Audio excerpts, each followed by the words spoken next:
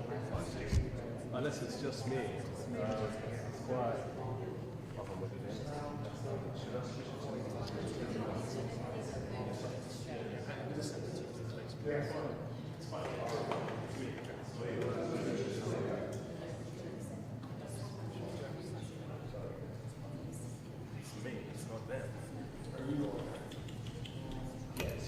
Jack, are you happy for me to go? Yeah. 1, 2, 3, 4. Yeah, it should be. 1, 2, 3, 4, 5, 6. You happy with that? So Yeah. probably, I would say at 10 to 12, start telling people.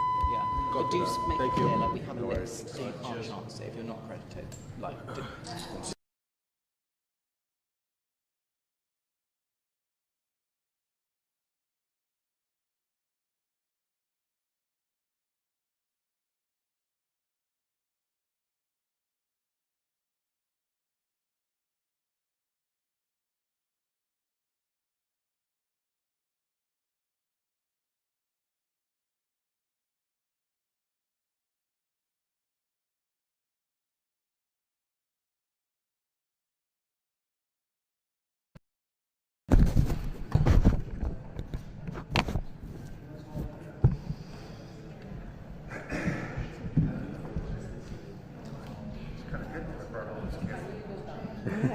You're running shit.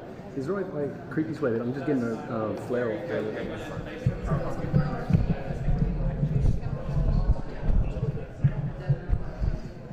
Yeah, it's like that light's bouncing back out of the mirror. Right. Just kind of.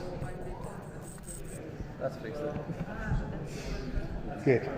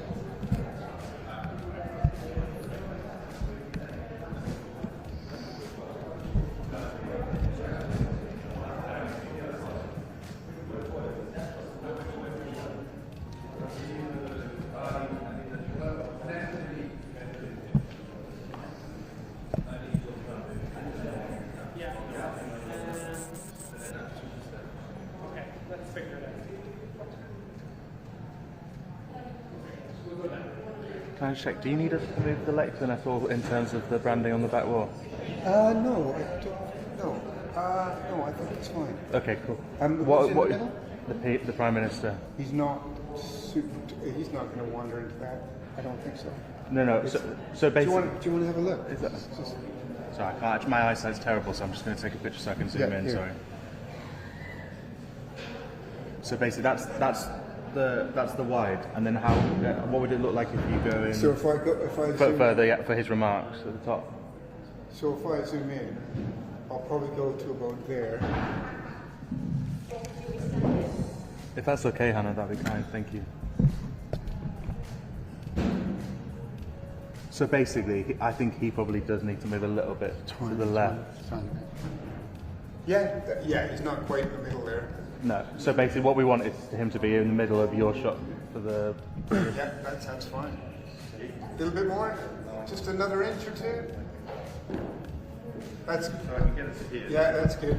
I mean, the lectern will behave. Yeah. It's the human being. Yeah, exactly. But that's fine. You're happy. Yeah, stay there.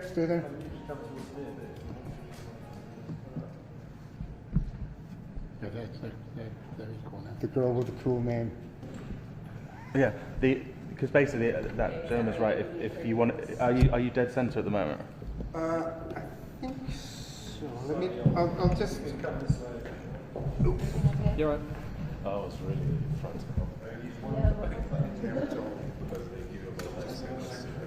Stable. Yeah.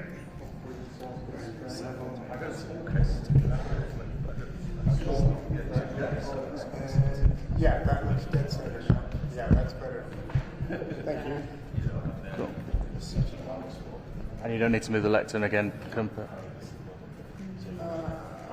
Actually, an inch that way, maybe.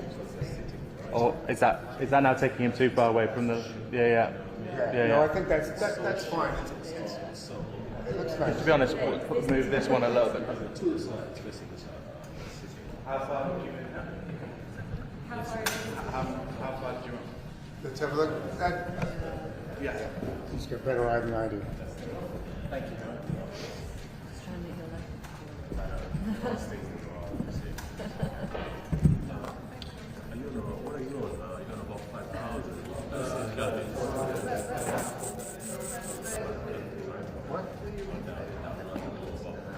What happened? Oh, I think straight into my lens.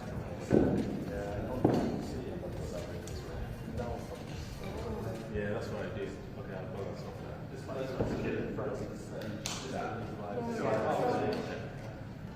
I'll try and get it so that slightly. Hey, look, I mean, Oh, really?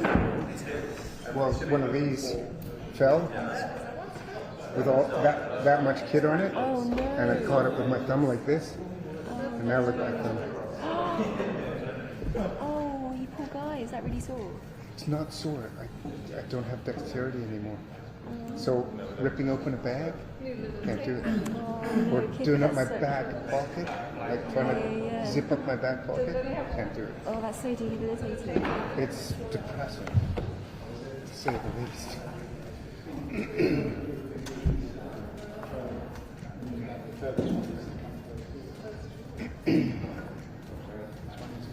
Yeah, even the coppers were saying, why do you still have that really heavy camera? Yeah. You know, because nobody's got these, but they don't want to, because if they change the camera, they've got to change the radio cameras. Yeah, and actually for things like this, those are better, aren't they, than the little guys? Not necessarily. Everything's so small now that this is just ridiculous. Yeah. You know, this thing is just, it's 15 years old. So I'm wondering if I can get out of here and then come back in. And then come back in. I'll bring you some water if I can. Yeah, that would be great. Is there anything else you want me to bring you? No, that's fine. Okay. When are you gonna put up the line so that? Let me just check with Eugene. Eugene Kiff? I think he's off on scar. Okay. There's no rush. There's no rush at all. Okay. But I think we should get the line up at about 12. But I'll just call him just to find out what his package were on and all that sort. Amazing. Okay.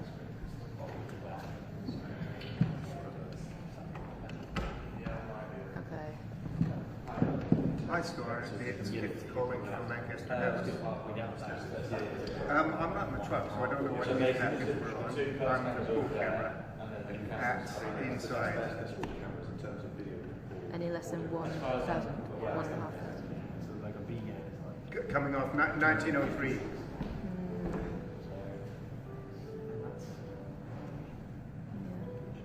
Lovely. And so we're up. You can see me, yeah? That's when it would Okay, you can see it brilliant. when you're Okay, watching thank it. you. Yeah. Cheers, mate. Yeah, we're all good. What news package are we? What do you want? Okay, amazing.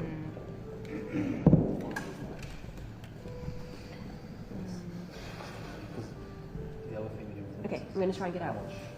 Wish me luck. Yeah. Good luck. Hello. Hey, Matt, you okay? Yeah, not too bad. Are you? Good. Lovely. Just one score, and they can see us that we're News Package 21, as you probably well know. It's a really beautiful. And also for cuts, what do you guys like to see? Want the journalists or side of their heads because you just don't work?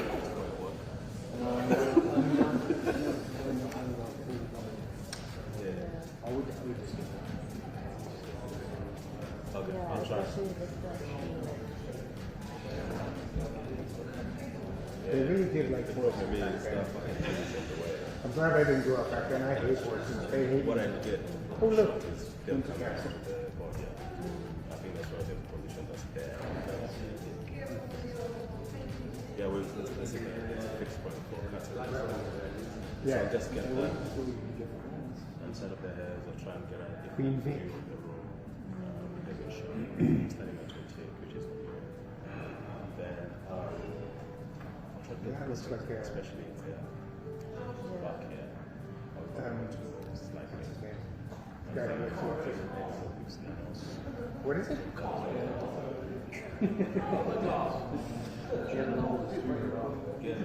Figure it out later.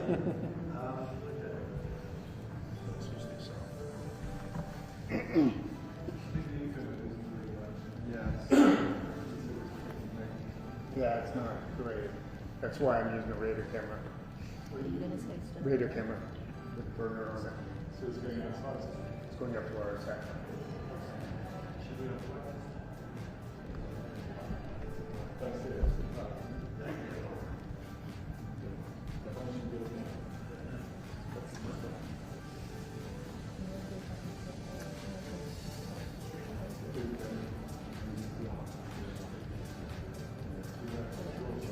Hey buddy, I'll plug the internet here and it's not too much either. So. Okay, but just looking for that, double check. Yes, you double check the email on top of like 5%.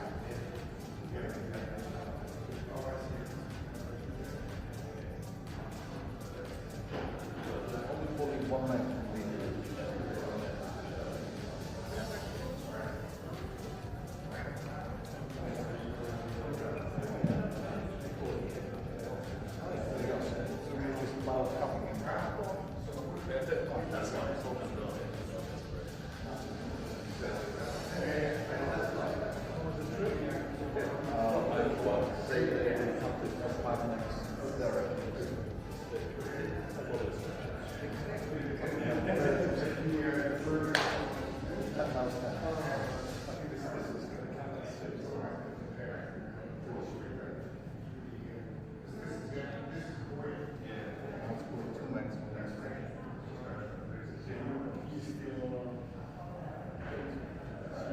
That's why I'm surprised that it's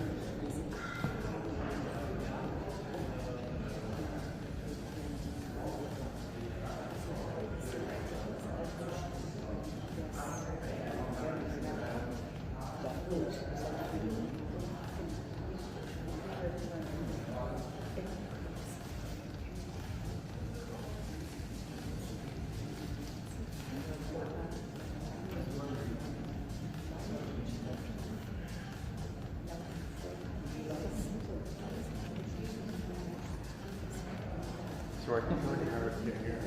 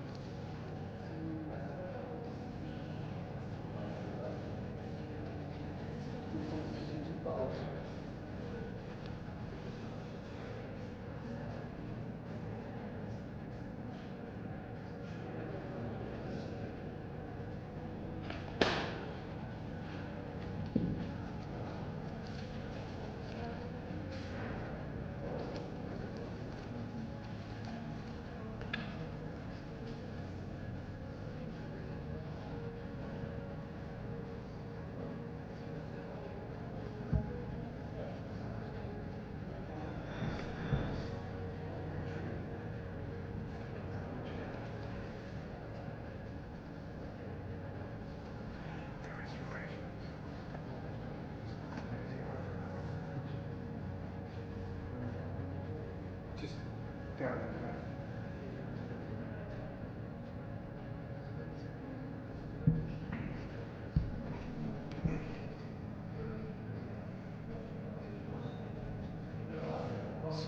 So do you want to see how it gets out? No, how the signal's getting out.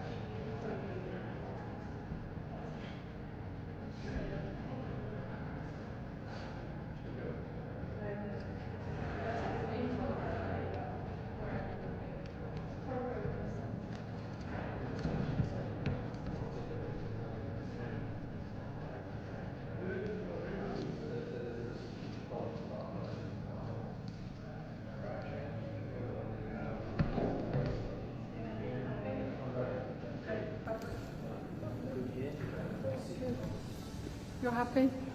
Cool. We're still aiming for 12:30, so we've got plenty of time. There's no last minute hitches or anything.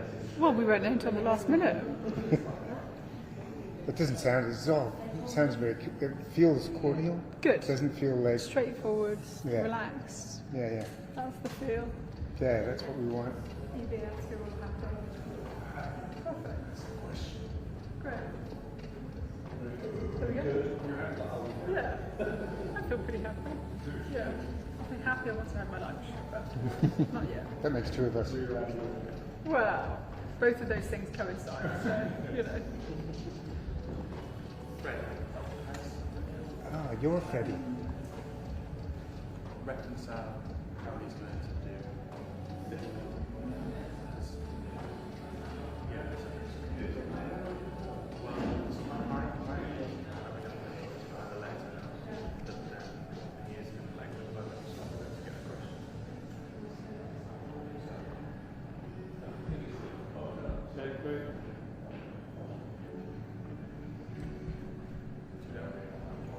Let's just go through the whole thing. I can see if there's any issues. Yeah. He'll take moderate. I think they will take. I think they will take this feed live. Yeah.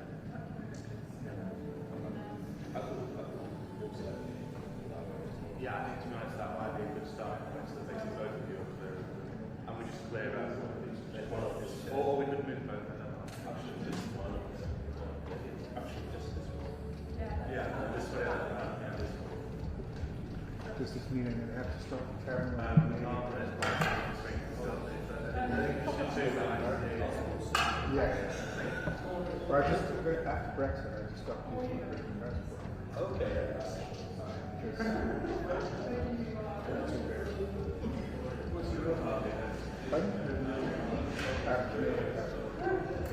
And if I strengthen my French, and it's not bad, I just can't speak it very well. Then I could get a French passport because Canada's quite a little country, French English. Do you have French ancestors? No. Well, I do, but they came over with William Macron. Oh, okay. So we've got Grenoble or Venables. Grenoble in our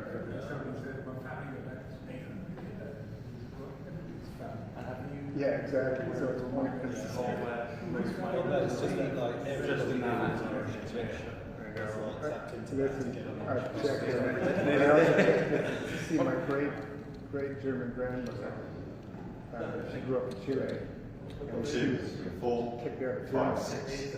I could have got a German. 1, 2, 3, 4, 5, 6.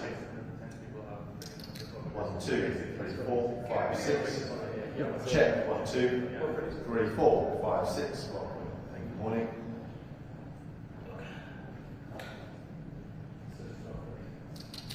One, two, 3, 4, 5, 6. Check. 1, 2, 3, 4, 5, 6, 7, 8. No. And you don't think that the signal will diminish while when the room fills up? Yeah, I think it's going through the roof, mate. Don't you? 1, 2, 3, 4, 5, 6. Excellent. 1, 2, 3, 4, 5, 6. 1, 2, 3, 4, 5, 6. 1, 2, 3, 4. So that's the promises. So, Scream if you hear anything. I'm just going to go and Have a level. 1, 2, 3, 4, 5, 6. 1, 2, 3, 4. 1, 2, 3, 4. 1, 2, 3, 4.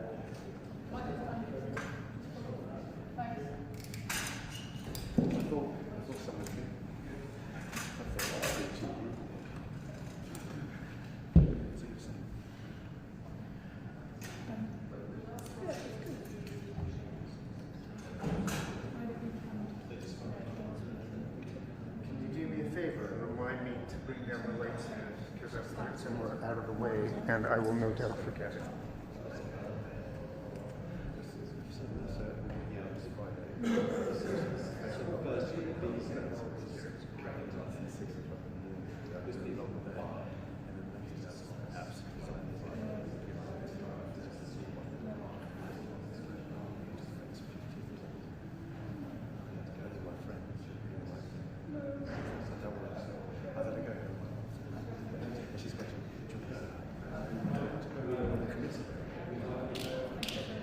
Anyway, the point is in the way to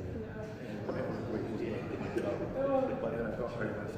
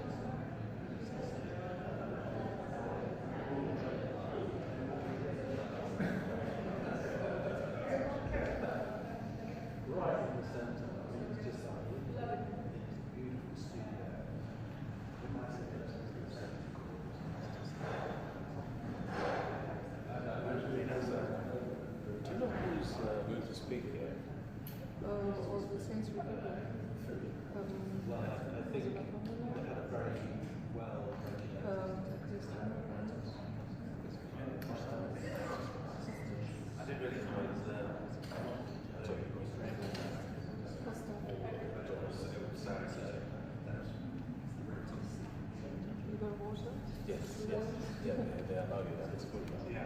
Oh, is it? Yeah, some sandwiches.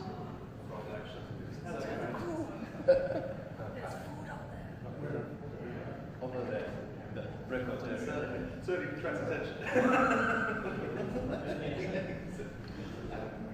I cultivate you guys to make sure that I heard Albania was fun. It was cool. Yeah, so these are ministers. These ones we want are journalists asking questions. Yes. Although we don't think yeah, so the EU ones go that side, but basically, like, that's Robert Chris, because of where their cuts camera is, are better off being. That's right. But yeah, are you okay?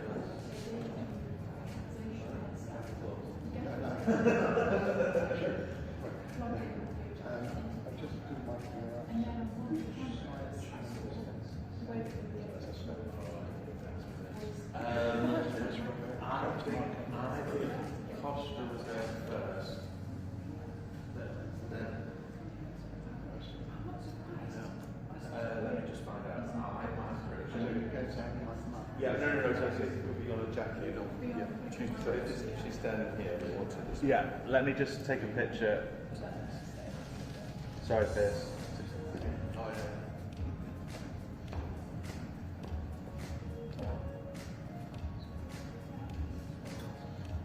I'll get you a definitive.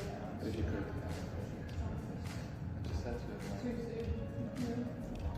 But in maths, transparent in maths, like you say, it's a way nothing, and they say to us.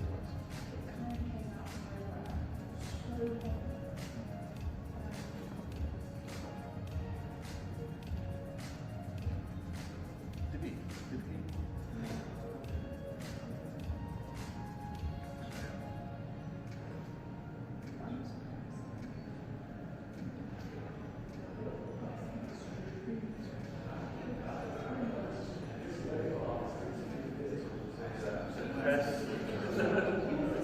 Thank you. Second.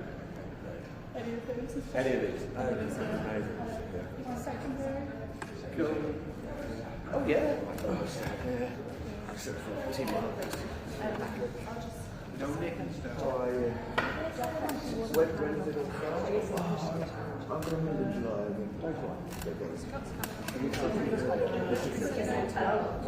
Oh, you learn to do that. There's one refreshments in the other room. Oh. Right. Oh, really? So, the radio can say to the group. Oh, is that how it's happening? Oh, my God. Are you okay? Are they not for the EU ambassadors? No. Did she say that we could go to the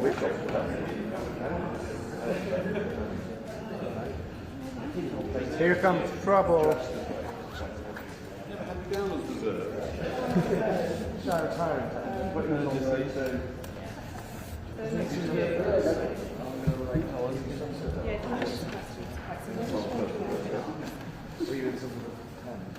No, we were in a disgusting tent. Something you wouldn't tolerate.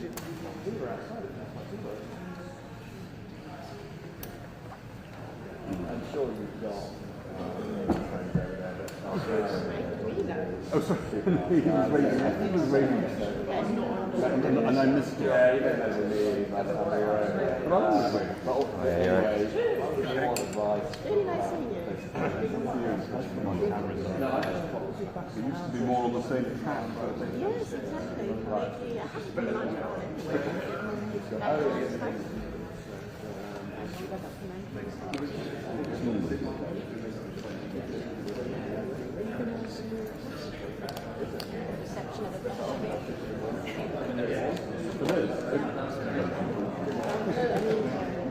Oh, I see that reception. The important reception.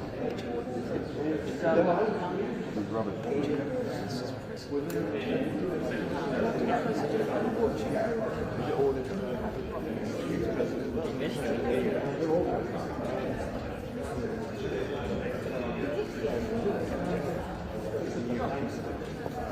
You're going fast, you better get it right. No pressure.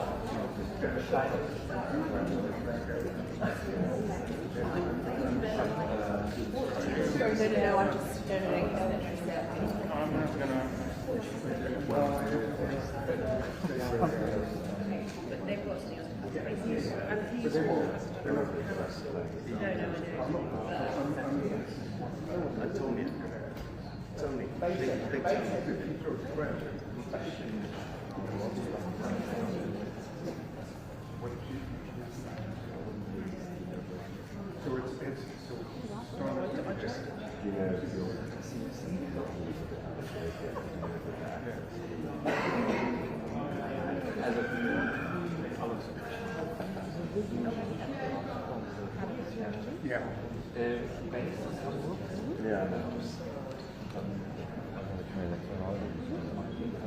Probably from there, I would think. Well, they might have, I don't know. It's friendly, it's the first half. Do you know who's standing with?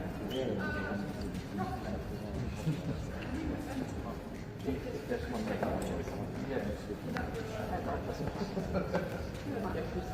I want me to literally put my shoe on it and say, Chris Hope's it. Chris Hope is one of the things. Put your burner phone on it.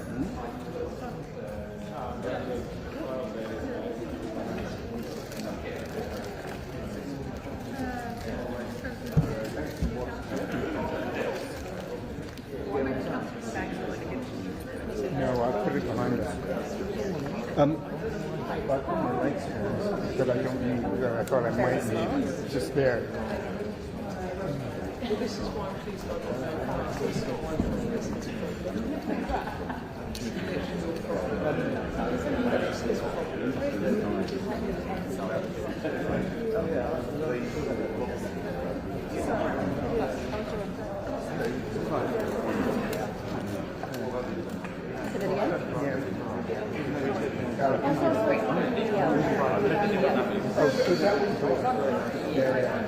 Where's the house?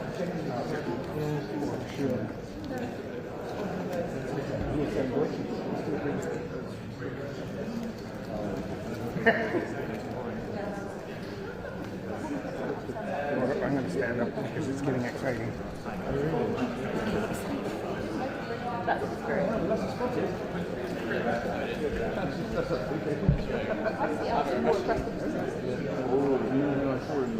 I'm enjoying it. I'm not angry, I'm just wanting to do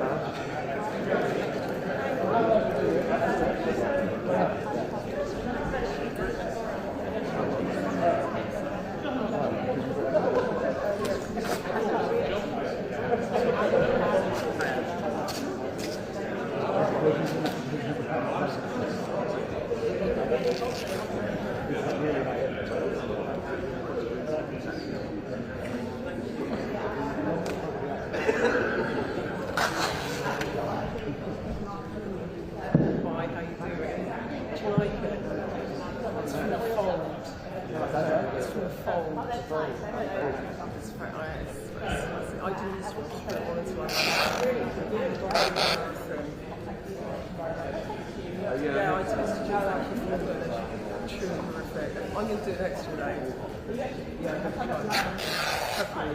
It's quite good, isn't it? In a sort of. I just want to fix it. Yeah, so the room is filled up. That's brilliant. Yes, but you know what I did? So I bumped into an MP when I was getting my pension.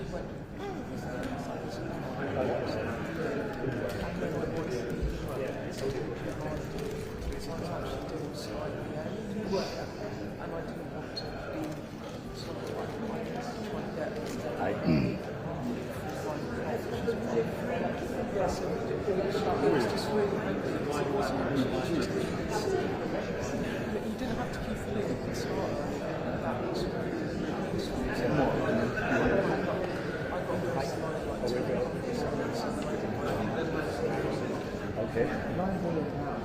All right, it's open mic right now.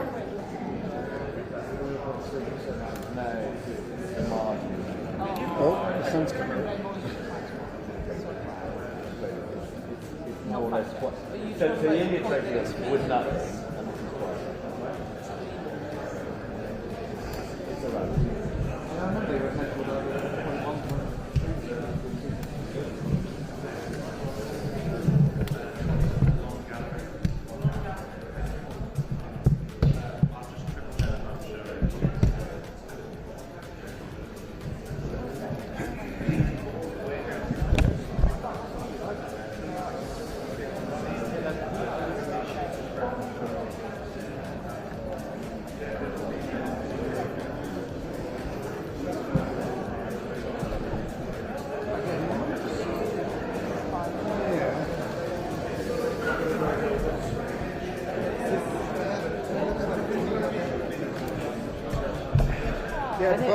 I think it's because it kind of maybe bubbles out the top of it. So maybe it's probably my phone. It's the bubble's right in the center. Hello. Thank you, big weekend for you, Mr. Palace. Free movement. Exactly. All my dreams have come true. FT, what won it? You did have a great day. It was such a great one. Such an amazing video of all the good everywhere. Yeah, the Time Friendly stuff, I've been watching this for 60 years, waiting for this. And, some of the videos of family. So Alex Parker, do you remember him? So his son was there. He decided to film Crystal Palace and he just thought, and there's a picture of the final whistle goes, and it's just like tears and eyes. It's very emotional. Yeah. Pretty much every single family as well.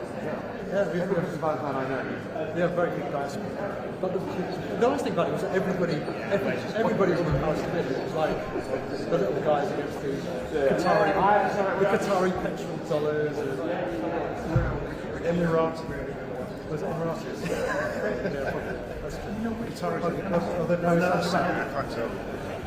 They're coming in here. They're all questions to obey.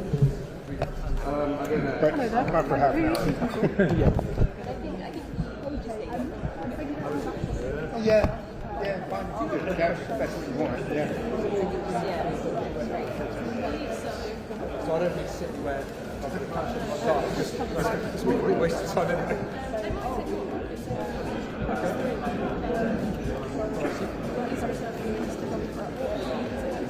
Thank you very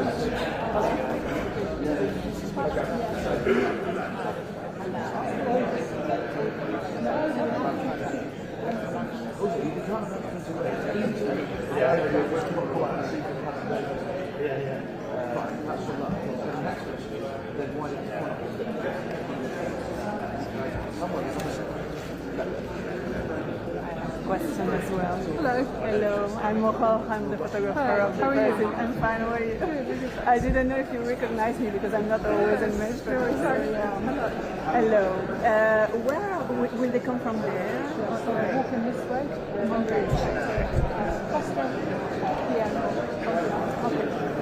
And can we move during the press conference? The only restriction on our side, so when the PM's obviously use the screens for autocue, so just to not stand in front of the screens, otherwise I'm quite relaxed. Yeah. So you try to okay. Oh, so they're for okay, yeah, thank you. No problem, thank you. So you do kids? So just before 12:30, I will change the back I've done two. One's doing pass through the other one, the interior one. You'll see what about it.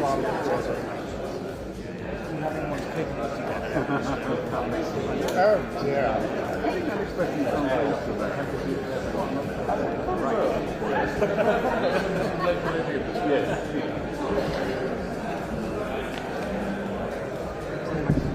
When's your wedding?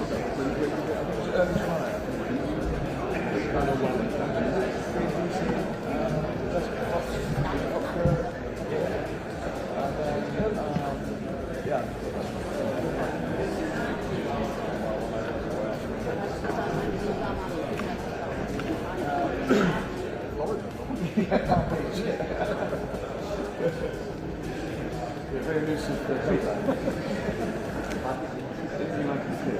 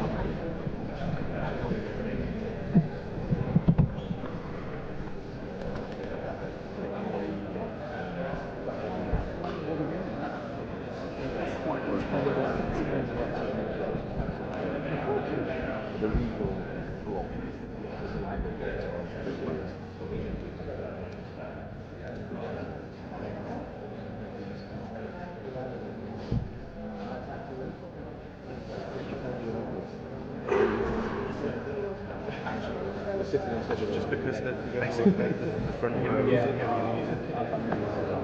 You getting the music? You happy? Getting music? You guys getting music? Can you hear me low level? Yeah, it's really low. It's not the same level, but are you getting some background noise? Yeah, it's low. Well, I'll keep it. Set the tone in a second. Just make sure we're connected. Did anyone switch on the mic recently? Radio mic. Yeah.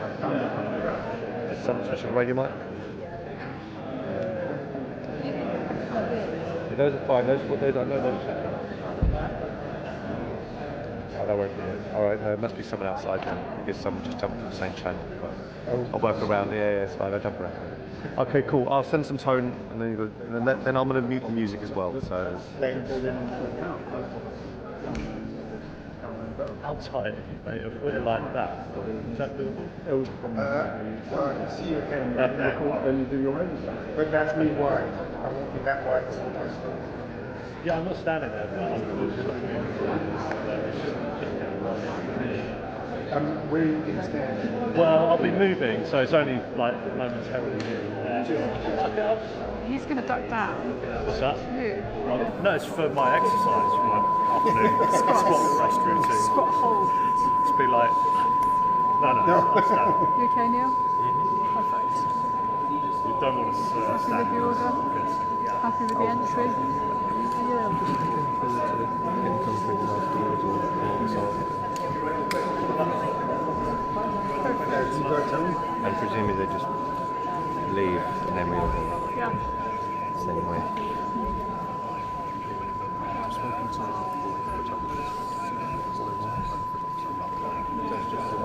I was going to use the top mic as a backup.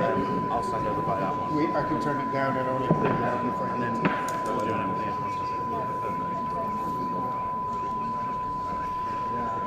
You happy with that?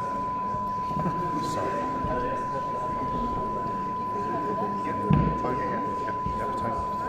Yeah, I can hear it in the front. That's perfect. That's right.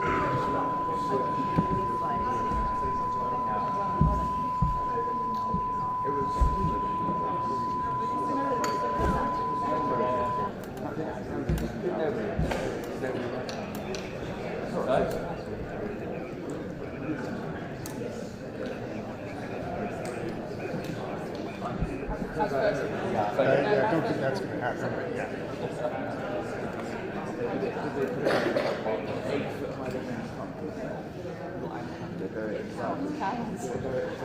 Yeah, this is slightly different.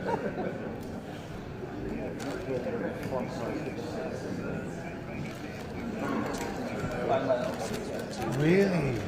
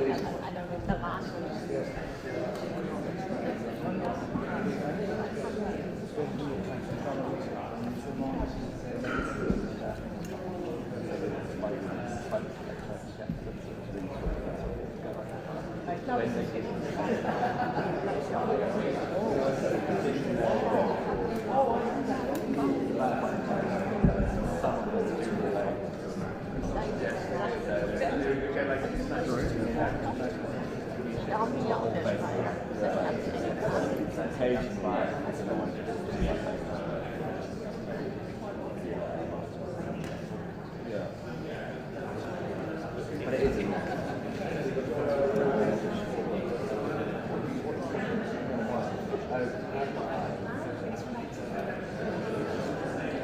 going to change the entire background.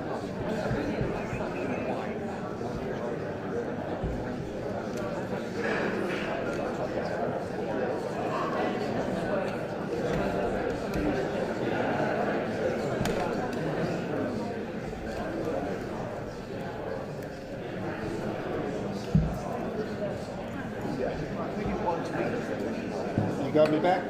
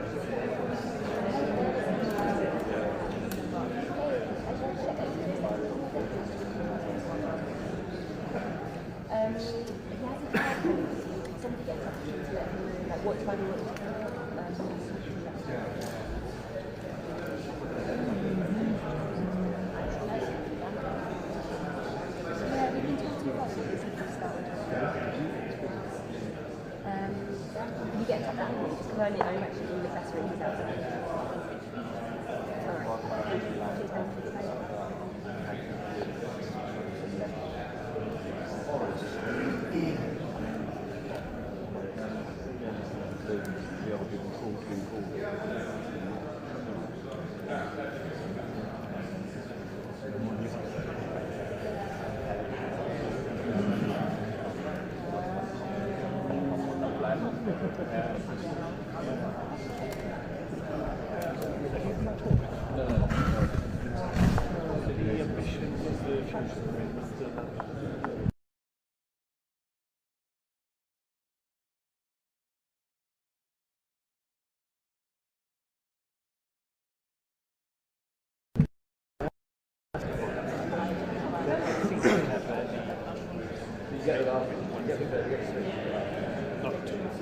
No, but just on the grounds that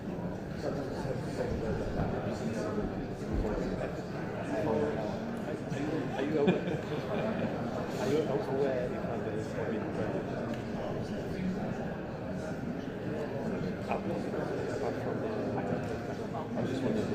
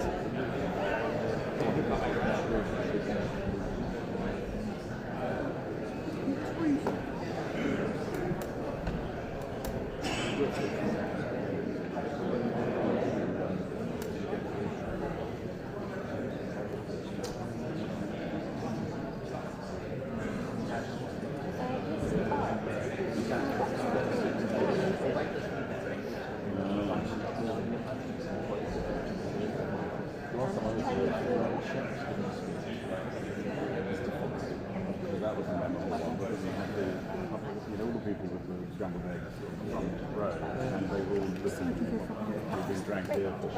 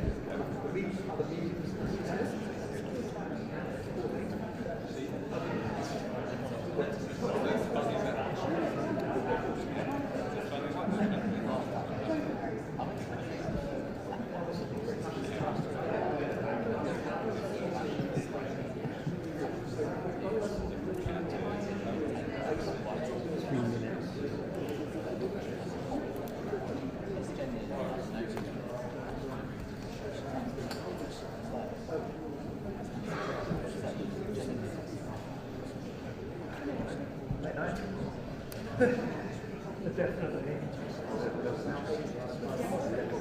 Nando's. There's the colour you needed.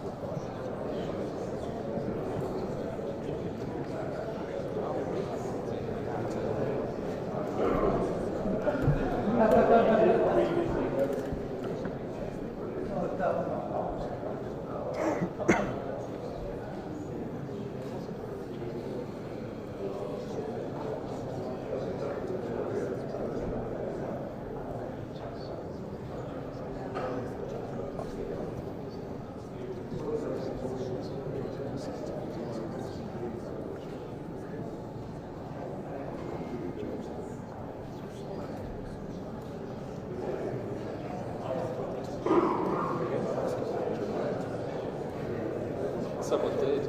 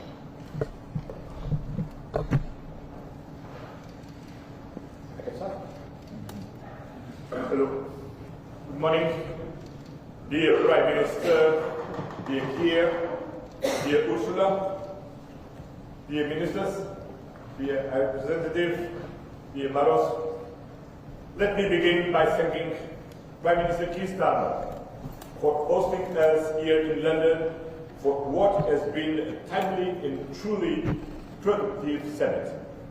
A few months ago, Prime Minister, you spoke of your ambition to reset the relationship between the United Kingdom and the European Union. Today, I'm proud to say we together have delivered on that ambition. You succeeded, we all succeeded. The agreements we have reached today mark not just progress, but a new chapter in the relationship between the United Kingdom and the European Union, the start of a renewed and strengthened strategic partnership. Over the past months, we have worked tirelessly to rebuild trust. As we discussed during my visit to Downing Street in December, in the increasingly volatile world, deeper collaboration between like-minded partners, natural allies like us, is not a luxury, it is a necessity. Then back in February, I invited you to join the European Union 27 leaders at a retreat in Brussels to discuss defense matters. There I felt a new positive energy in our relationship. I saw the great potential of what we can accomplish together to make real, tangible progress for the people of the European Union and the United Kingdom. Since then, we have worked hand in hand to support Ukraine, to increase pressure on Russia, to stabilize and strengthen the transatlantic partnership, and to uphold international law and defending the United Nations Charter amid growing security threats. We have been proud of the fruits of that collective effort. A joint statement on cooperation on global issues, a security on defense partnership, and a common understanding and a renewed agenda for cooperation. These agreements represent more than just words on paper.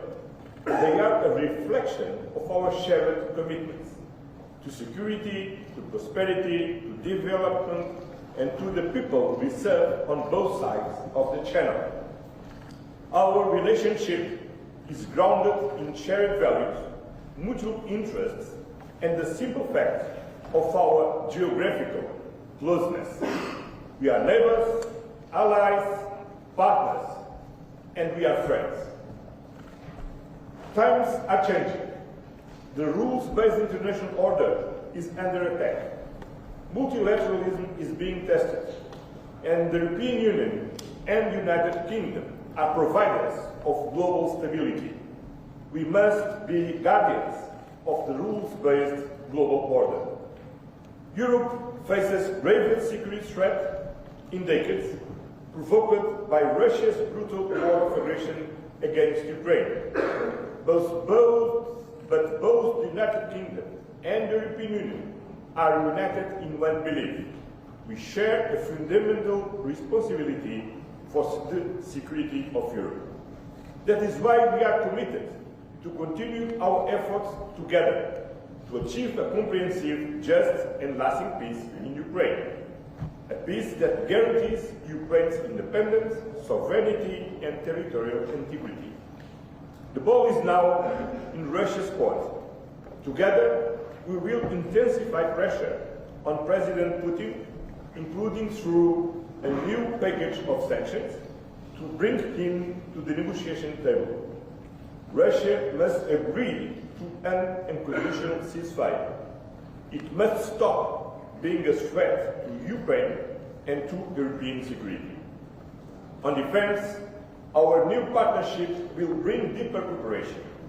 It will strengthen Europe's contribution to NATO, and it will sharpen our focus on common strategic priorities. On trade, we are united in our commitment to economic stability.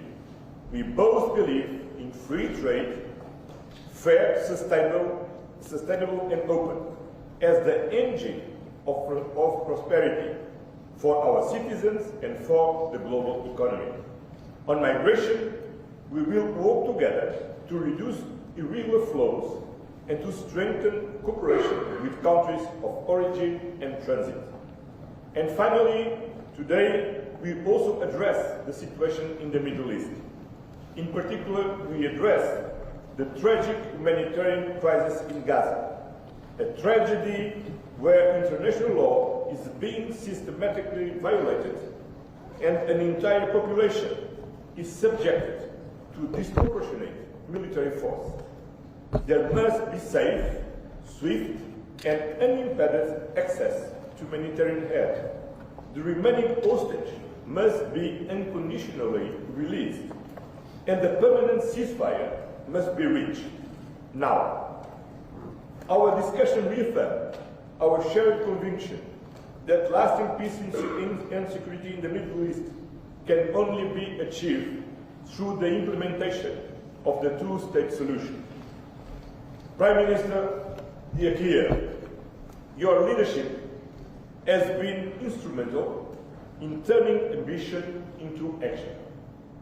Today's agreements are a testament to your determination and to the new tone you have brought to our relationship. The United Kingdom and the European Union are stronger when we stand together for prosperity, for security, and for peace in Europe and beyond. This is the message that underpins our renewed cooperation.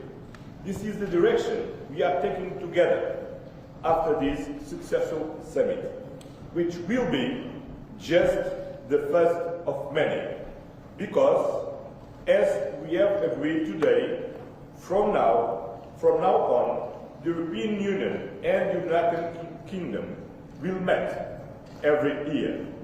So, see you last week in Brussels. Thank you very much. Thank you very much. Yes, thank you very much, Antonio. Thank you for the words. But my here, this is a historic moment because it is the first ever EU-UK summit, and it is a success.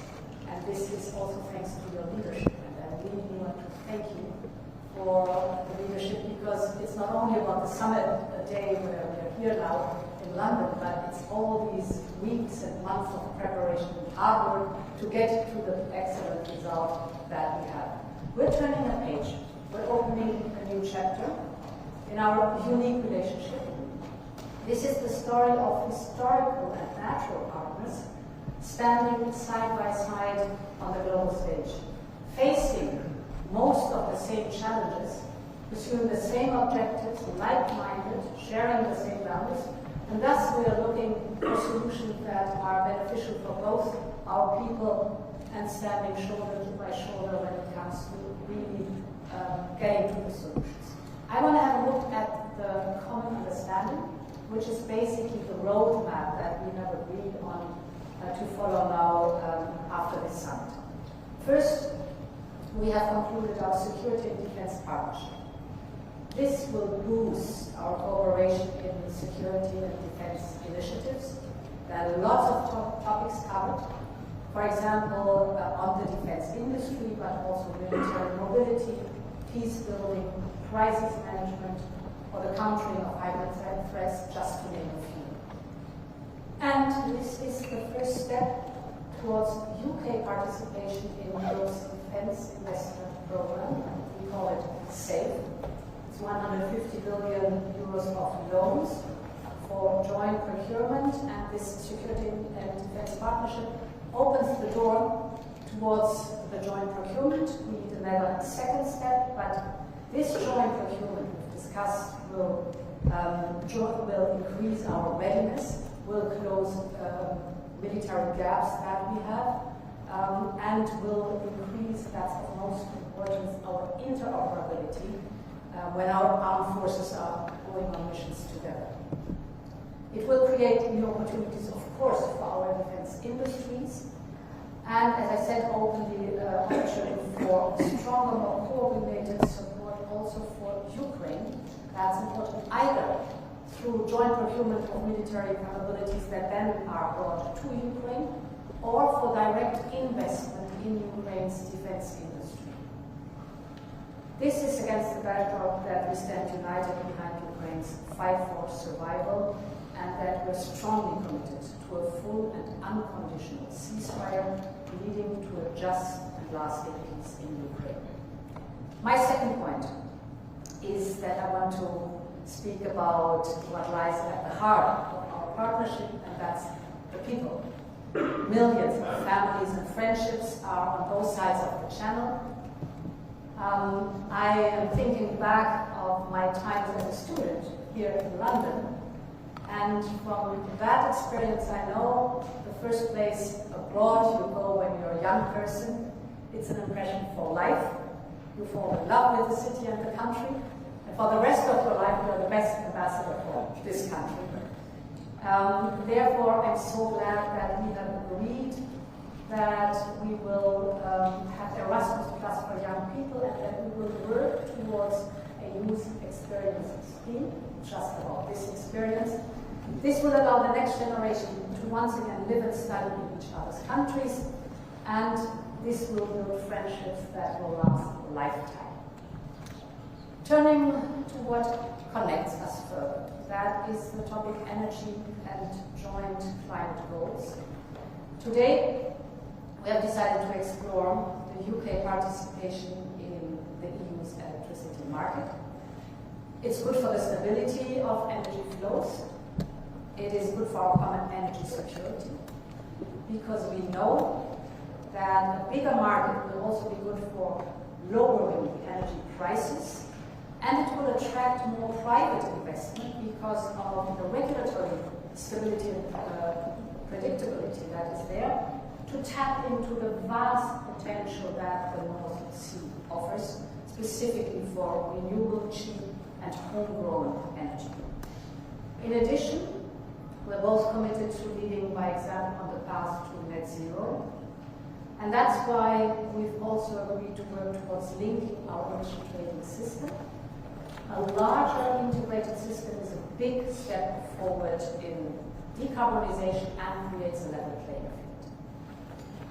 Today we also decided to facilitate trade flows of agri-food products between us, and to work towards a common sanitary and phytosanitary area. That means more certainty, more stability for farmers and food producers and fishermen and fisherwomen on both sides of the channel. Safer food with greater trust from consumers. And together with the Windsor framework, this will also bring additional benefits for Northern Ireland. It will further ease the movement of agri-food goods between Great Britain and Northern Ireland. And Northern Ireland will continue to enjoy dual access to both the EU single market and the UK internal market. And in addition, it's a lot what we have agreed on. In addition, we have reached an agreement on fisheries, ensuring reciprocal access to waters until 2038. This is so important for long-term stability and predictability. And we have agreed to preserve the historic tariff-free trade in steel products. Steel is a vital sector for both our industries, so this decision is great news. Finally, I'm coming to an end. On justice and migration, we're stepping up our cooperation to keep our citizens safe. That means more joint operational work, especially through Europol, and seamless exchange of information. Because as we all know, crime doesn't stop at borders, neither should our response. On illegal migration, we are joining forces to crack down on smugglers and traffickers. This is organized crime. Our goal is clear. We want to protect our borders and prevent further tragedies. We are also stepping up there for our joint cooperation with third countries. As you know, we on the European Union side have made this one of our priorities, and we welcome that the UK is joining us in this effort. Dear Kieran, what we have agreed today is historic. It will make a real difference to people in the UK and across our union. But the message we are today is equally, if not more important. It is a message that at a time of global instability, and when our continent faces the greatest threat it has for generations, we in Europe stick together. A strong EU-UK relationship is of fundamental importance for that, for our security, for our prosperity, for our shared destiny on this continent. And this is what it's all about today. So I want to thank you for hosting us. It was a great summit, and thank you very much for your leadership. Well, thank you, Ursula. Thank you, Antonio, for your words, and thank you for your leadership on this as well. Ladies and gentlemen, Britain is back on the world stage, working with our partners, doing deals that will grow our economy, and putting more money in the pockets of working people. In the last 2 weeks alone, we've delivered trade deals with India and the US. And that means jobs saved, jobs created, more growth. And a huge vote of confidence in this country.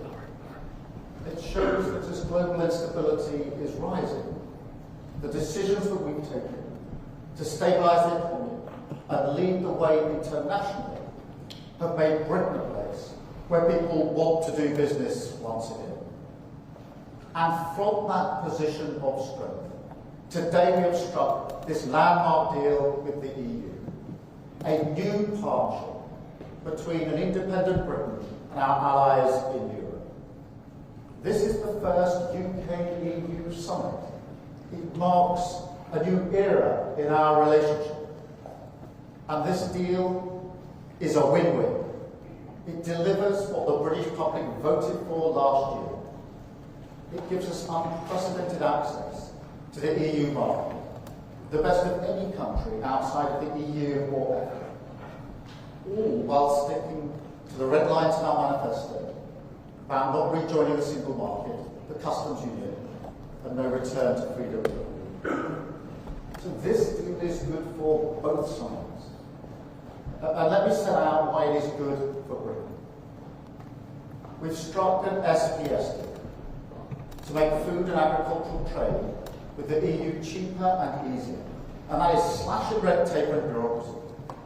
And that means lower food prices at checkout, more choice in our supermarkets, and of course more money in people's pockets. It will boost British exporters because once again, after a long absence, we'll be able to sell great British burgers, shellfish, and other products into the EU. We've also struck a new defence and security partnership to strengthen our cooperation and strengthen our security, which is vital in this dangerous new era. And it will open the door to working with the EU's new defence fund, providing new opportunities for our defence industry, supporting British jobs and livelihoods. We're also increasing our cooperation on emissions trading, saving UK businesses from having to pay £800 million in EU carbon taxes. Once again, supporting British businesses, backing British jobs. Next, we're increasing our cooperation on energy to drive down bills in the long term. The agreement negotiated by the last government left us with more expensive ways of working with our neighbours, despite being physically connected to the European Union by our underseas cables. Today's deal will see us work to bring these systems together, benefiting bill payers and boosting our renewable industry in the North Sea. Today's deal is also good for British steel, protecting our steel exports from new EU tariffs, saving the industry £25 million every year. Another example of this government backing our steel sector to the hill. We've reached a deal today on fish, protecting our access rights and fishing areas, with no increase in the amount that EU vessels can catch in British waters. Our fishing industry will also benefit from the new SPS agreement, which slashes costs and red tape for our exports into the European market. And we already sell 70% of our seafood into that market, so that is really significant. It is also open against selling shellfish back into the EU.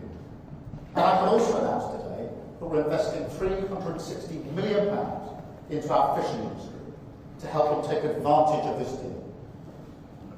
We've acted today to strengthen our borders. The previous deal left a huge gap in our ability to work together to tackle illegal migration. So this deal closes that gap, so we can work across migration routes to end the migration crisis and smash the criminal gangs. We're boosting our cooperation on law enforcement, combating terrorism and serious organised crime, with better sharing of intelligence and data, including facial imaging, for the first time. Today's deal will also help British holidaymakers, as we're confirming that they will be able to use e-gates when they travel to Europe, ending those huge queues at passport control. And I call on all the EU members to help make this a reality without delay. Finally, we've agreed today to cooperate on a youth experience scheme to allow our young people to travel and work freely in Europe.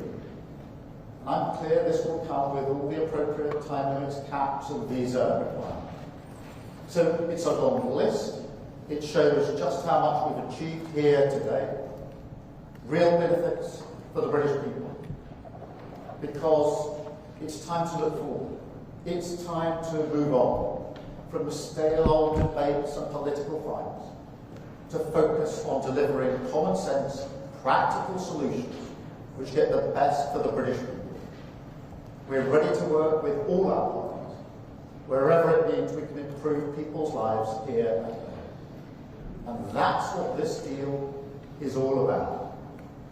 Facing out to the world once again, in the great tradition of this nation, building the relationships we choose with the partners we choose, and closing deals in the national interest. Thank you. We'll now take some questions from the media, and I think I've got the list. I think we're going to go to the UK media first, and then to the European media. I've got Chris Mason, BBC first, please. Chris.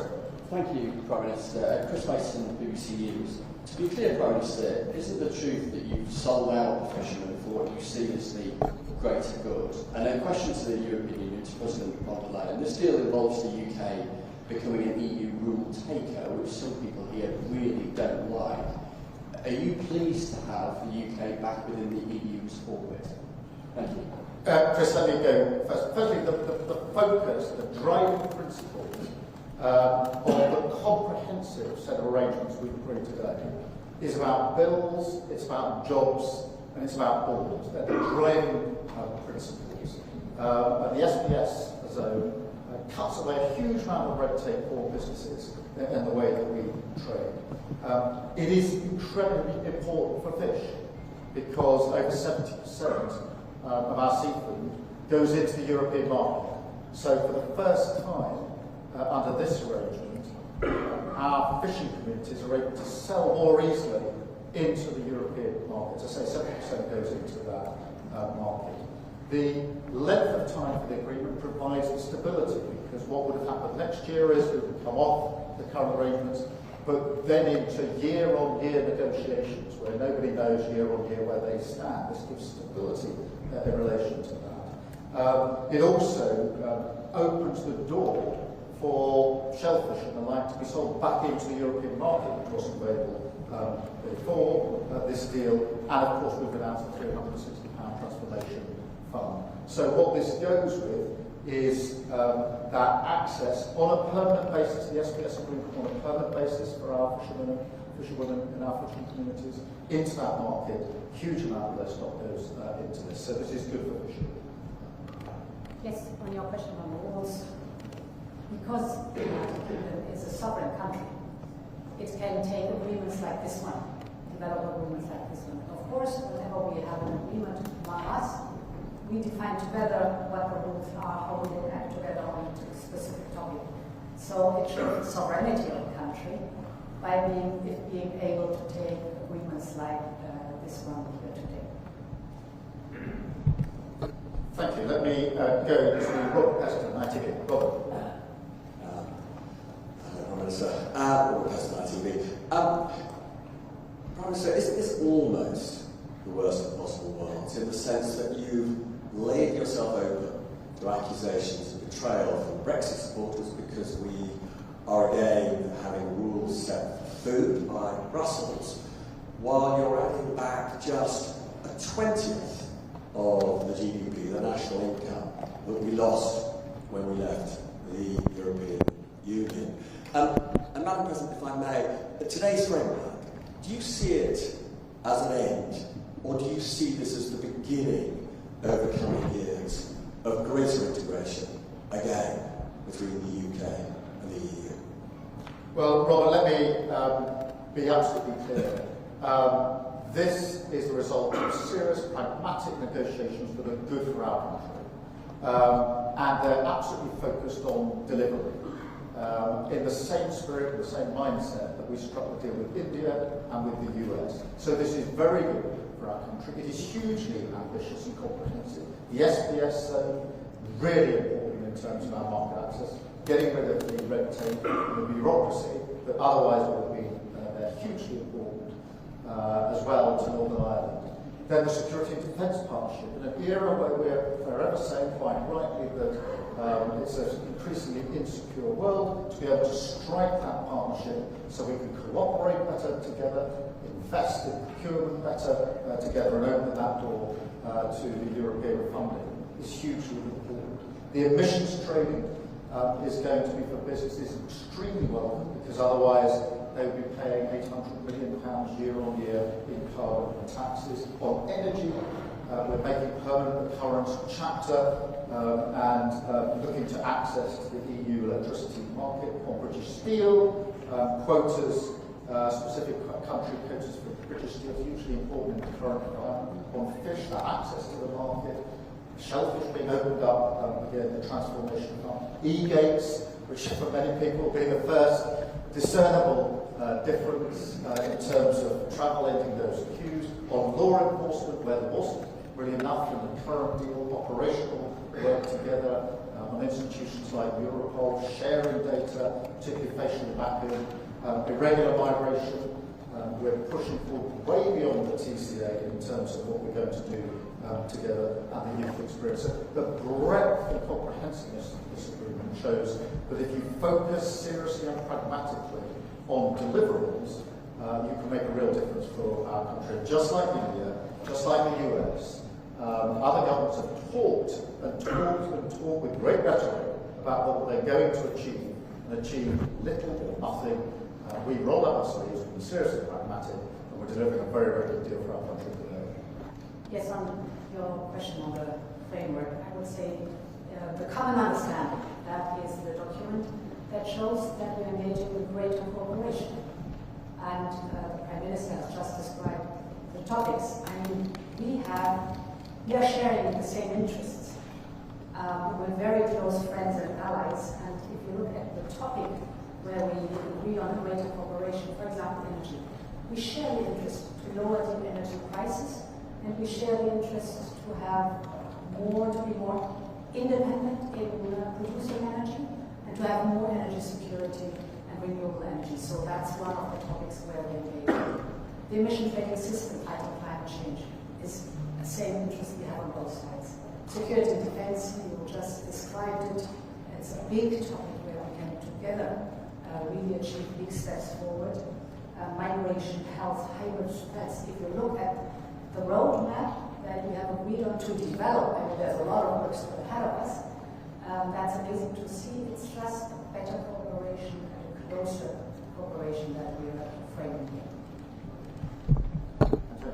Well, just to add that we can looking forward, not looking back. This is not about the past, it's about the future. We don't talk about our previous relationship, but we are working on a new strategic relationship.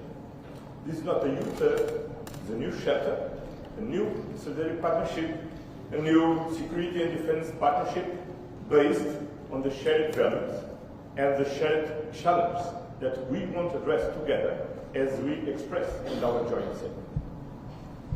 Thank you. And can I come to Beth Rigby-Sky?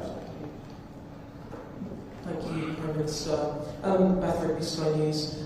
You staked your reputation on getting this deal, and to nail it down, you have given the European Union 12-year access to UK fishing waters, and you have agreed, having ruled it out last year, in principle to a youth mobility scheme. There are those today criticising you for backsliding on Brexit. Don't they have a point? And if I may, I need to ask you about what's happening in Gaza. The UN's aid chief has warned action from the UN Security Council is needed to, quote, prevent genocide in the Gaza Strip. Do you think it is genocide? And can you, in good conscience, stand there as a leader and say you have done all you can? And to the Commission President, it has been a difficult few years between the UK and the EU. You describe this deal as turning the page on those years. Many Britons will welcome this deal, but what is your message to those who voted Brexit in the UK and view these new arrangements with suspicion? Thank you. Beth, this is a comprehensive agreement. It is balanced, reciprocal, and has huge benefits for the United Kingdom, based on our three principles, which is driving down bills, driving up jobs, and absolutely having control of our borders. And it delivers on all of those really important things. And I think it's really significant that you'll see supermarkets already coming out saying how much they support the deal, because they know what this means in terms of the SBS agreement for the prices in their supermarkets, which of course are the prices impacting on working people across the country. I think Salmon Scotland have come out already saying one of the huge exports from Scotland, how important it is from there. So I listen to the voices of those that are trading, the businesses across the country who are saying this is a good step forward, over the voice of those from either side who predicted what they would achieve and achieved very little. And most of the people complaining about the deal were people who were saying before one single word of what it said that they were against it. So I look at how does this impact on working people? What are those supermarkets saying? What are those businesses saying? Because they're all welcoming it, and they're welcoming it for a reason. That's because it's a very, very good step in the right direction, a really important development. Let me separately address the question of Gaza, because it is a really serious, unacceptable, intolerable situation.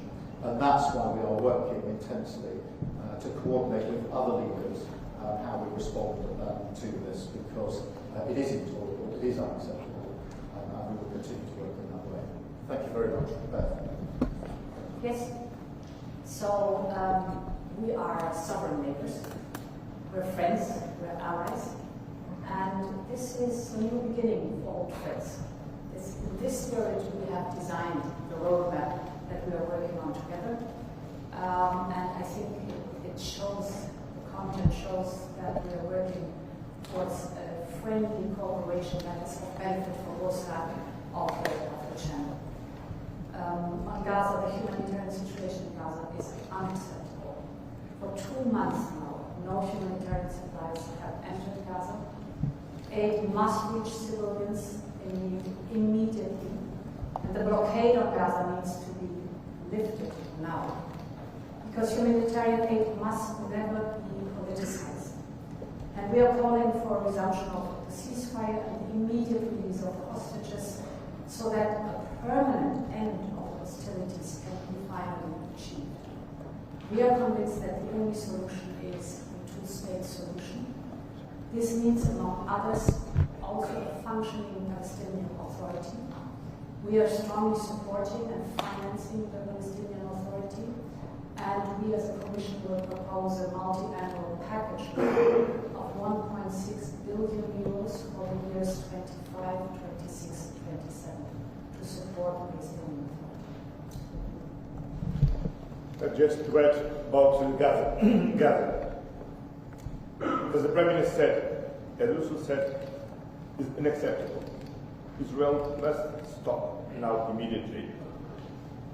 The Hamas needs to release immediately all the hostage, and we need all together, as international community, to help the parts to build the two-state solution, the only one who can ensure a lasting peace in the region.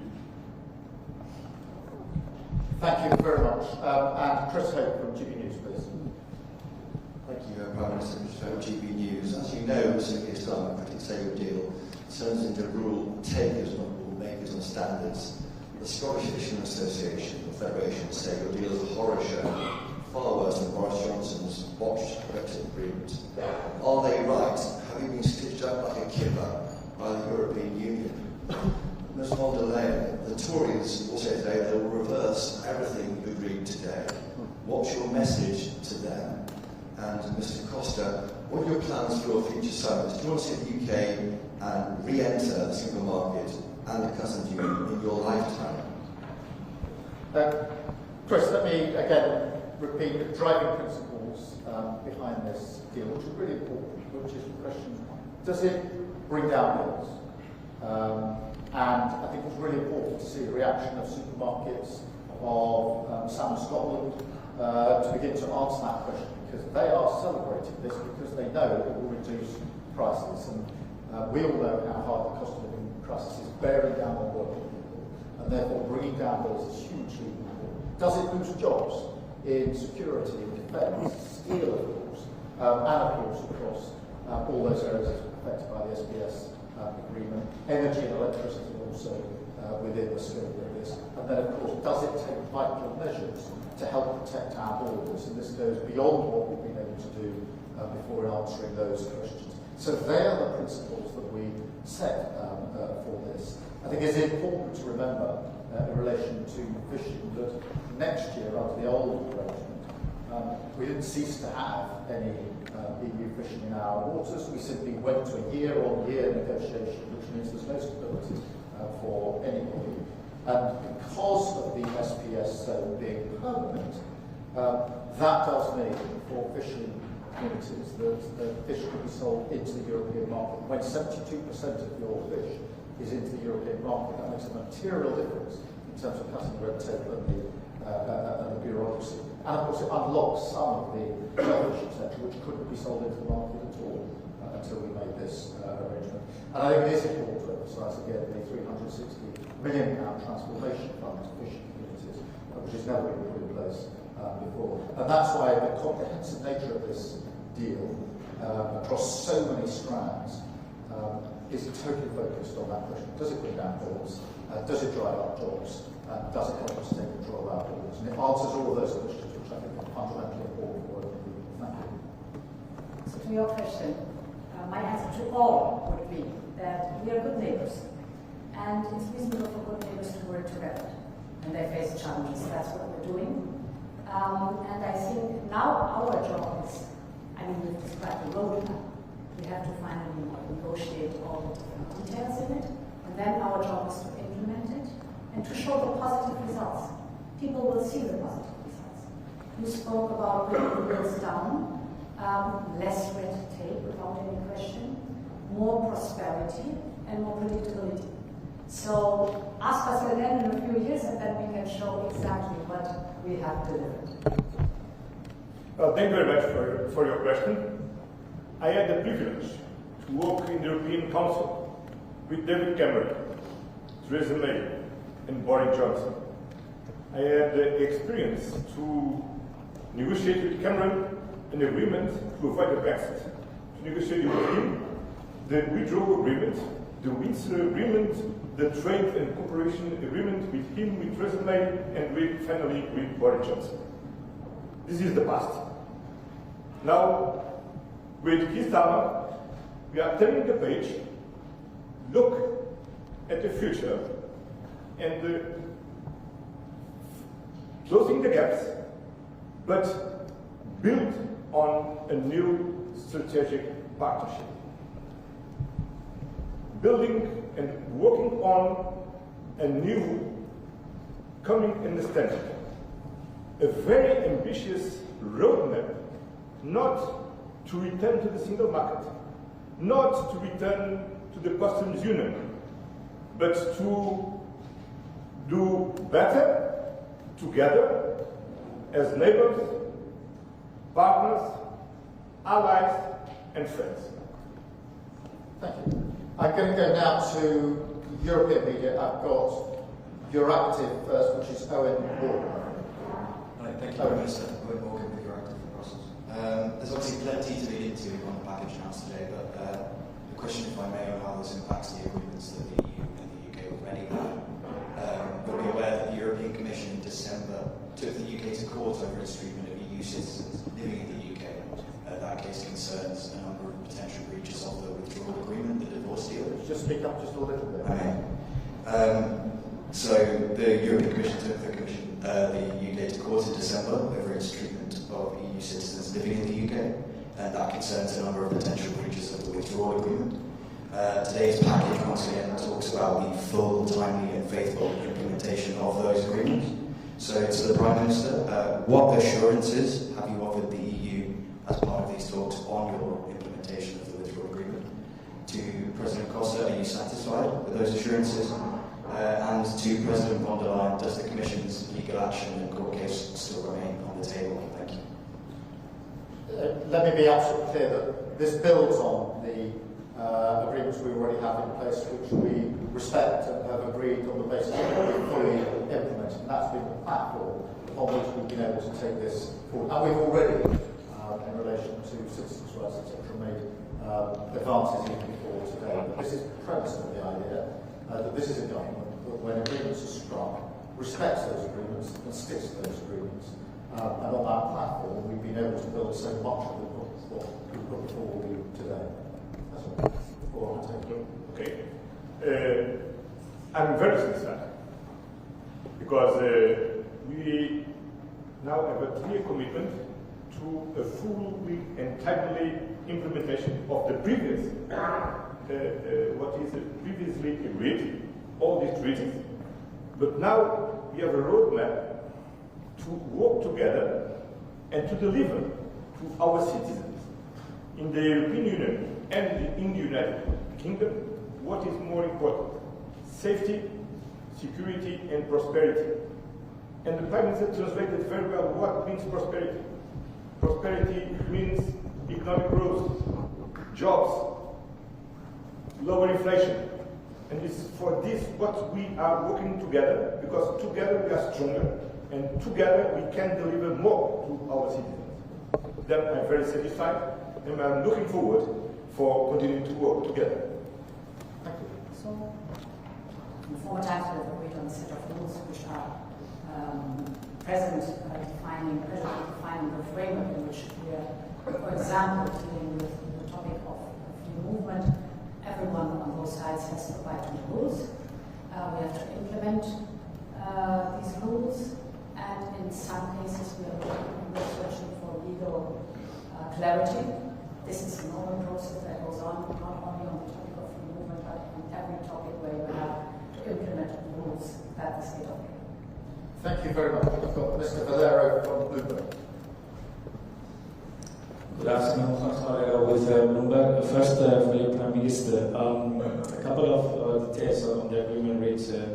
What is the number of young people coming from the EU that you would consider acceptable to benefit from the new mobility scheme, and whether the EU students will pay the same fees as the UK students here? Secondly, for the EU side, whether you will wait to conclude the more detailed agreement for the UK firms to benefit from SAFE until you have an agreement reached on youth mobility and Erasmus. And very quickly, finally, President Costa, since you were referring to past agreements and your satisfaction, whether you are satisfied with the fact that there is no reference to Gibraltar, which is an important issue for your Iberian neighbours. Thank you.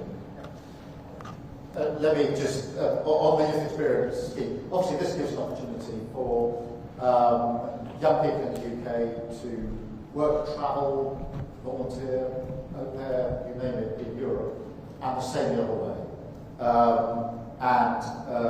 It doesn't deal with university fees, just to deal with a particular question that you raised, so there's no change there. It is that experience, it is time limited.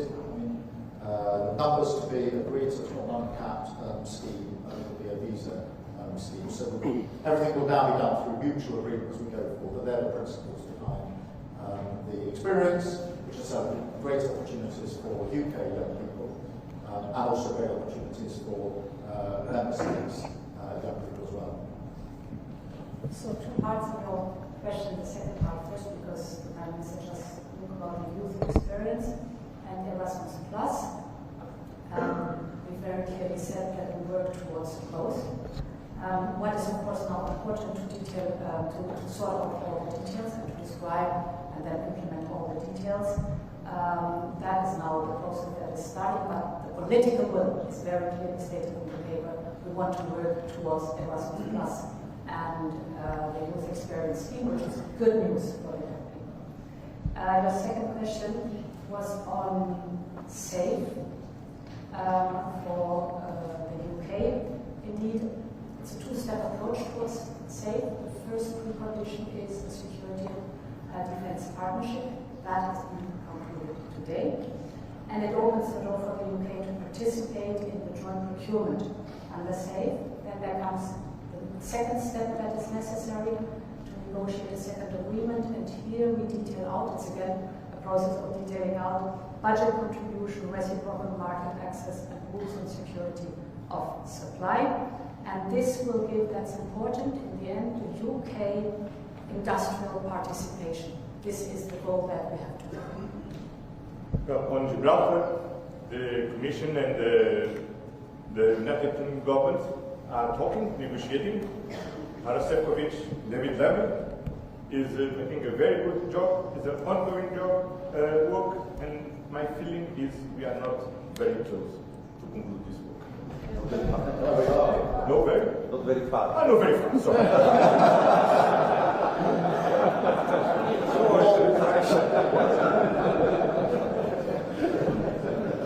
Very close. Great. I've got ANP Lauren. Hello, Lauren Heermans from Dutch news agency ANP. This whole summit was about starting over and jump-starting a long-lasting relationship between the EU and UK. However, on fisheries, another temporary agreement has been made for a number of years that sort of seems arbitrary, 12 years. How is that signaling a robust and lasting relationship? Why not a permanent solution? And is a permanent solution still on the table for the upcoming talks, maybe next year? In relation to fish, I think it's important we've got the certainty in there and won't investigate what that means for UK fishing communities, the access to market, particularly on the SPS, etc. But I think there's something bigger here which is important, because what we've achieved today is about looking forwards, not backwards. It's about not reopening all the old wounds. It's about turning a page, starting a new era, closer cooperation across a whole range of issues, and the mindset, the mood, the framing, the intent and ambition is every bit as important as the detail on the page and the very many aspects of this arrangement today, because we jointly agreed at the beginning of this process that we wanted to look forwards, not backwards. And it's because of that that we've been able to make such significant progress today. And it is from that we build forward, going forward. And in an era where not many people challenge the proposition that defence and security is more uncertain than it's been for a long time, we're entering a new era. In an era when not many people challenge the proposition that trade of the economy is entering a new era because of what's been happening in recent months. The significance of the EU and the UK coming together in this way over such a range of issues is not to be underestimated, and that's why it's genuinely a new chapter for our country, a new chapter for our relationships. And that's why I think it's such an important set of arrangements we come to today. Thank you. I think the most important part is that this agreement brings stability and predictability for fishermen and fisherwomen on both sides of the channel. You emphasized how important that is in these days, and indeed, I mean, till 2038, that's 12 years, That is a lot of predictability, stability, to really also do the necessary investments, and it's finding good solutions. We've been working on for a long time, but prolonging now the time where we can live with these good solutions. Great. Just on this predictability and stability point, it's really important in the current environment to have predictability and stability because when there are uncertain times of instability, having that bedrock is hugely, hugely important. And that's why it's important to emphasise the permanent nature of the agreements that we've reached on SPS, on defence and security, etc. These are not time limited. These are permanent arrangements, deliberately so that we can be clear about the long-term future of this relationship. And then I've got table media, I think it is Stephen Israel. Stephen. Yes, hello, Stephen Israel for your table. I have a question. I mean, we hear a lot of announcements. I have a question on the timelines. When actually will these different agreements enter into force, or when citizens will feel the effects, for example, of the SPS agreement, of the e-gates, and then maybe for President von der Leyen on the safe regulation, how long do we think will it take to come to this agreement to connect the UK directly to these common projects, and how much the UK will have to contribute? I mean, financially, can you give a figure to us? And for President Costa, you mentioned Ukraine. If I'm not wrong, I think at this moment, or maybe in an hour, President Trump will call President Putin.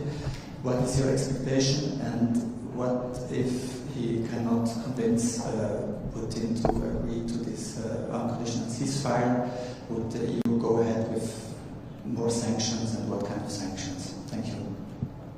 Let me address the timelines to start with. Firstly, can I emphasise the speed with which we've got to this summit and the achievements at this summit, because we came into government just over 10 months ago. We started in earnest in the autumn of last year in terms of what we wanted to achieve from this summit, and therefore in 6 months or so we're able to agree across this broad range, comprehensive range of issues, and that is real progress at pace. In the past, I genuinely think it would have taken very much longer to reach any one of those strands in terms of agreement.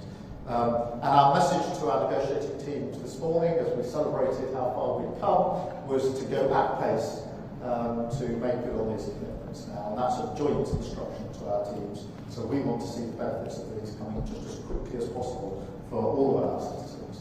And so you can expect the same pace and intensity as we go forward on each of these strands going forward. Thank you. I can continue here. The SAFE instrument has not just been approved by all the institutions, so it's ready to go. And therefore, we have to work hard that we have the second step also negotiated, and then we're going to be indeed ready to deliver.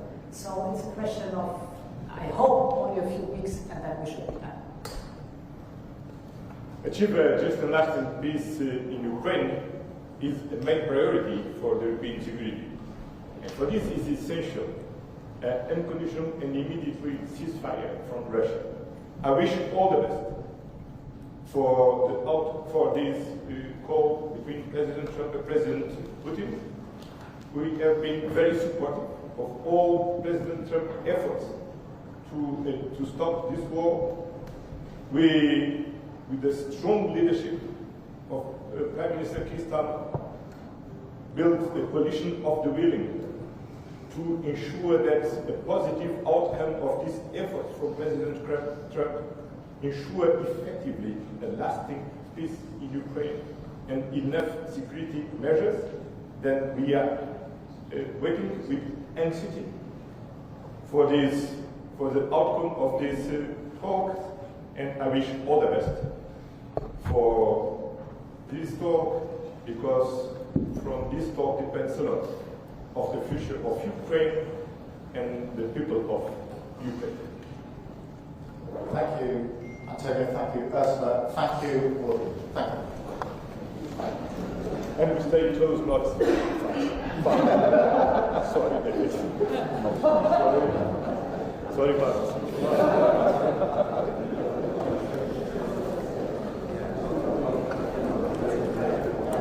Thanks a lot.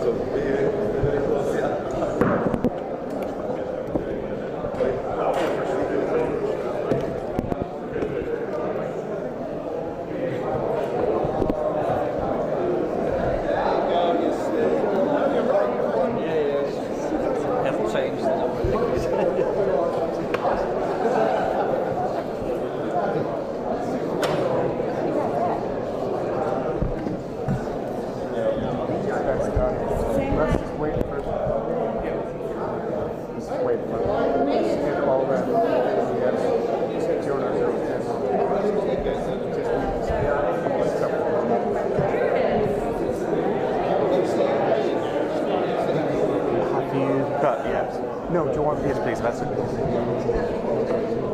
Do you want to put bars to line, please? The ones to stop.